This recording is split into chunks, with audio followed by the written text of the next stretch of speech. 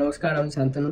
আজকে আমি বলবো আপনাদের এমন 5টা মিস্টেক যেটা প্রত্যেকটা এজেন্সি ওনার, নিউ এজেন্সি ওনার করে, অ্যান্ড যার ফলে সেরা জিনিসটা অনেক কমপ্লিকেটেড হয়ে যায় এবং ফার্স্টেই ঘাবড়ে যায় যে এত কিছু মানে কিভাবে হবে, কিভাবে চলবে, কিভাবে ট্রায়াল করবে। দেখুন, আমি ফার্স্টেই বলবো আপনি একা কখনো একটা কোম্পানিকে এগিয়ে নিয়ে যেতে পারবেন না। আর আপনার যদি এই মাইন্ডসেট থাকে যে আমি একা ভিডিও এডিট করবো, আমি একা গ্রাফিক্স ডিজাইন করবো, আমি একা লোগো ডিজাইন করবো, আমি একা ক্লায়েন্টের সঙ্গে ডিল করবো, আমি একা সেলস এক্সিকিউটিভের কাজ করবো, একা কলিং করবো, একা ফিডব্যাক নেবো, সব করবো, তাহলে জিনিসগুলো আপনি যদি একটা জিনিস, কথার কথা আমি যদি বলি যে আপনার অ্যাজ এ ওনার আপনি শুধুমাত্র যদি এই নিয়ে চিন্তা করেন যে আমি কিভাবে আমার বিজনেসটাকে বাড়াবো, কিভাবে আমার সার্ভিসটাকে ইমপ্রুভ করবো, কিভাবে ক্রিয়েটিভ নতুন কিছু করবো, কিভাবে টিমটাকে আপগ্রেড করবো, কি করে টিমকে আরো একটা নতুন কিছু দিয়ে বা লার্নিং করিয়ে টিমের এক্সপিরিয়েন্স বাড়াবো, মানে ক্লায়েন্টের সঙ্গে কিভাবে আরো লং টার্মে রিলেশনশিপ বেটার করবো, কি করে ক্লায়েন্ট কি বলছে সেটাকে বুঝে দেন আরো কিভাবে ইমপ্রুভ করা যায়, এই জিনিসগুলো অনেকটা ভাইটাল জিনিস। শুধুমাত্র আপনি যদি আর কি স্কিল জানেন, লাইক যেরকম আমি বলেছিলাম যে হার্ড স্কিল, সফট স্কিলও থাকা চাই, এই নিয়ে একটা ভিডিও করেছিল। তো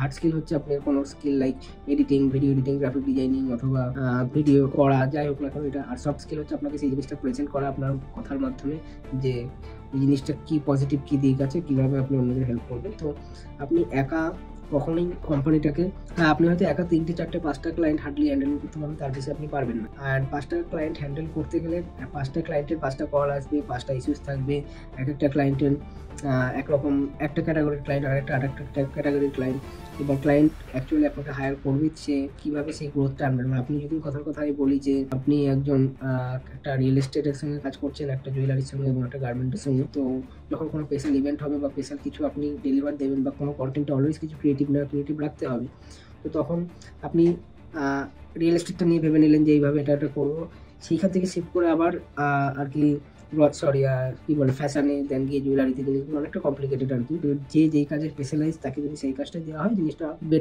বেটার হয় আর। তো এই জিনিসগুলোই মিস্টেক করে এভরি এজেন্সি ওনার, এবং আমিও এই জিনিসটা করেছিলাম যে আমি ভেবেছিলাম যে আমি আর কি সব হ্যান্ডেল করে নিতে পারবো, আমি ওয়েবসাইট করে নিতে পারবো, আমি ভিডিও এডিট করে নিতে পারবো, আমি গ্রাফিক্স পোস্ট করে দিতে পারবো। তখন গিয়ে দেখলাম যে যেই কথা অনুযায়ী জিনিসগুলো ডেলিভার করা পসিবল হয় না, সেই কোয়ালিটিটা মেনটেন করা অনেকটা চাপের। তখন আপনারা নিজেকে টাইম দেওয়ার মতন, নিজেকে টাইম ইন দ্য সেন্স যে আপনি আপনার বিজনেসটা কীভাবে ইমপ্রুভ করবেন সেই জিনিসটাই ভুলে যাবেন আর কি। কারণ আপনার তখন ওই জিনিসগুলো নিয়েই আপনি এলোমেলো হয়ে থাকবেন যে এটা কি ফিডব্যাক হয়েছে, এটার পরে ওটা, ওটার পরে ওটা। আপনি হ্যাঁ ফার্স্টে একবারে স্টার্টিংয়ে এজেন্সি আপনাকে অবশ্যই নিজেই সেই জায়গাটায় নিয়ে যেতে হবে, যেই জায়গাটার থেকে আপনি আর 5টা লোককে হায়ার করবেন। কিন্তু তারপরে গিয়ে যখন সেই জায়গাটায় এসছে আপনি চেষ্টা করুন যে আপনার কাজগুলোকে ডিভাইড করে দেওয়ার আপনার টিম মেম্বারদের সঙ্গে, তাহলে গিয়ে জিনিসটা আরও ইজিলি আপনি আরও এগোতে পারবেন।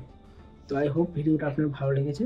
আর আপনার যদি কোনো প্রশ্ন থাকে বা কোনো ডাউট থাকে আপনি নিচে কমেন্টে জানান। আর যদি নেক্সট কোন টপিক আপনি ভিডিও চাইছেন সেটাও বলুন, আমি আশা করবো সেই টপিকের উপর ভিডিও করতে। আবার দেখা হচ্ছে পরের কোনো ভিডিওতে। ভিডিওটি দেখার জন্য ধন্যবাদ।